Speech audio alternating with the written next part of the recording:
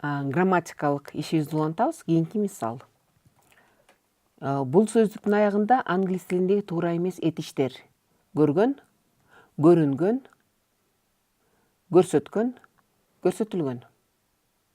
Сөздүктүн аягында англис тилиндеги туура эмес этиштер албетте көрсөтүлгөн. Бул туура вариант. Экинчи мисал.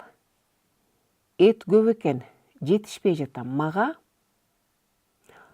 тууратып койчу, туурашып койчу, туурап койчу, тууралып койчу. Кайсы туура болот? Эт көп экен, жетишпей жатам. Мага албетте туурашып койчу. Бул туура вариант болот.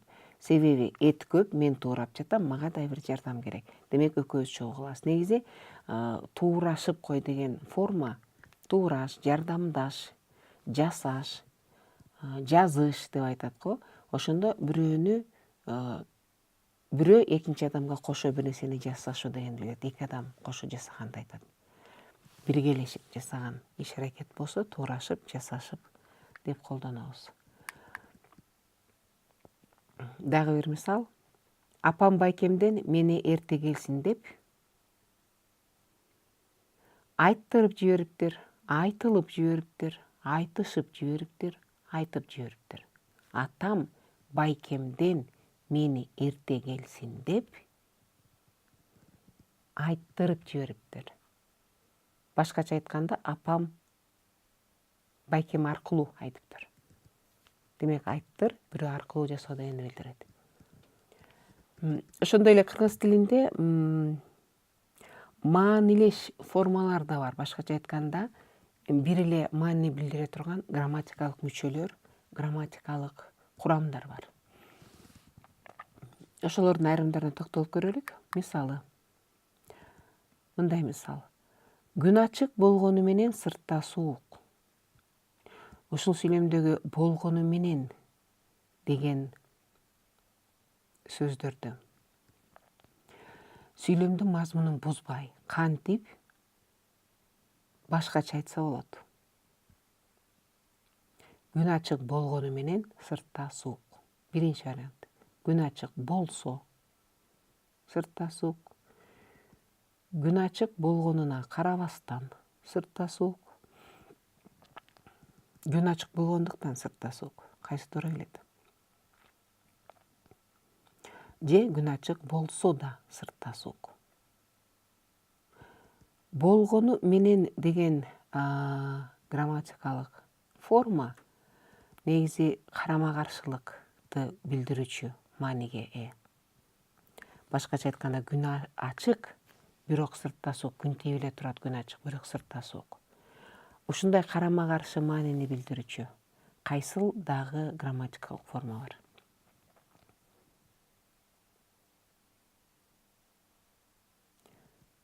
Күн ачык болгонуна карабастан сыртта суук. Бул форма туура келет. Ошондой эле бул жерде күн ачык болсо да деген форма дагы туура келет. Күн ачык болсо да сыртта суук, күн ачык болгону менен сыртта суук, күн ачык болгонуна карабастан сыртта суук. Бул жерде 3 грамматикалык форма кыргыз тилинде бирдей мааниге ээ, карама-каршылыкты билдирет экен. Демек, эки жооп туура болду.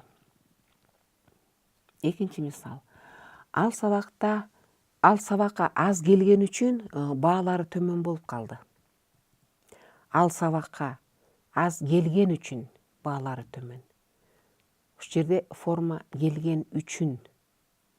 Ушунун маанисин бузбай, дагы кайсыл грамматикалык форманы колдонсо болот? Биринчи. Ал сабакка аз келсе да баалары төмөн. Ал сабакка аз келгендиктен баалары төмөн. Ал сабакка аз келгени менен баалары төмөн. Келген үчүн деген грамматикалык форма эмне үчүн баалары төмөн экендигин түшүндүрөт. Бул себепти билдирчү грамматикалык форма. Андыктан бул жерге маанилештеп ал сабакка аз келгендиктен деген форманы тандайбыз. Себеби келгендиктен, келген үчүн экөө тең себепти билдирүүчү грамматикалык форма болуп эсептелинет. Ал сабакка аз келди, ошон үчүн баалар төмөн. Эки форма маанилеш: келген үчүн, келгендиктен. 3 мисал. Журналдар гезитке караганда бир топ кымбат турат. Гезитке караганда. Ушул форманы, салыштыруу маанисиндеги форманы маанисин өзгөртпөй дагы кантип айтса болот? Журналдар гезиттей бир топ кымбат турат. Журналдар гезитке карабай бир топ кымбат турат. Журналдар гезиттен бир топ кымбат турат. Албетте, журналдар гезиттен бир топ кымбат турат туура болот, себеби деген биз негизи кыргыз тилинде салыштыруу маанисинде биз адатта чыгыш жөндөмөсүн колдонобуз. Мисалы, мен сенден улуумун, же мен сага караганда улуумун. Экөөнүн мааниси бир. Журналдар гезитке караганда бир топ кымбат турат. Ошол эле мааниде журналдар гезиттен бир топ кымбат турат. Бул туура формасы. 4 мисал. Жаңы жыл келээрде күн суук болуп кар жаады. Келээрде дагы кайсыл формада ушул маанини берсе болот? Бул эмнени билдирет? Мисалы, жаңы жыл келери менен күн суук болуп кар жаады. Жаңы жыл келер алдында күн суук болуп кар жаады. Жаңы жыл келгенге чейин күн суук болуп кар жаады. Бул жерде келерде, келер алдында, келгенге чейин деген бул алдын ала болгонду кыймыл аракетти билдирет. Негизги кыймыл аракеттен мурунку кыймыл аракетти суук болгонго чейинкини билдирет да. Бирок бул жерде туура варианты жаңы жыл келерде, келер алдында экөө маанилеш. Себеби келгенге чейин дагы мааниси жакын болгону менен бул эки маанилеш форма аябай жакын калганда дегенди билдирет. Келерде, келгенге жакын калганда. Келгенге чейин жалпы эле ошого чейинкини билдирет. Ал эми келер алдында, келерде деген аябай өтө жакын калганды билдирет. Суук болду качан? Жаңы жылга бир аз калганда. Келерде. Жаңы жыл келер алдында деген мааниси бар да. Ошон үчүн бул экөө маанилеш болот. 6 мисал. Светофор иштебейт. Жарык өчүп калса керек. Өчүп калса керек. Бул кайсы мааниде? Кайсы кошумча мааниси бар ушул грамматикалык форманын жана ага маанилеши кайсы болот? Светофор иштебейт. Жарык өчүп калган болчу. Светофор иштебейт, жарык өчүп калса болду. Светофор иштебейт, жарык өчүп калса экен. Светофор иштебейт, жарык өчүп калган окшойт.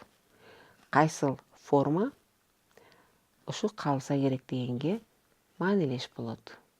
Албетте, акыркы вариант. Жарык өчүп калган окшойт. Себеби жарык өчүп калса керек, жарык өчүп калган окшойт. Экөө тең божомолду билдирет. Так эмес маалыматты билдирет. Светофор иштебейт, мүмкүн жарык өчүп калды. Калса керек, калган окшойт. Экөө тең мындай божомолдуу маанидеги айтылган сөздөр. Бул экөө маанилеш. 7 мисал. Концерт башталары менен зал тынчый түштү. Бизге азыр башталары менен деген грамматикалык форманын маанилешин табышы керек. Биринчи. Концерт башталарга жакын зал тынчый түштү. Концерт башталардын алдында зал тынчый түштү.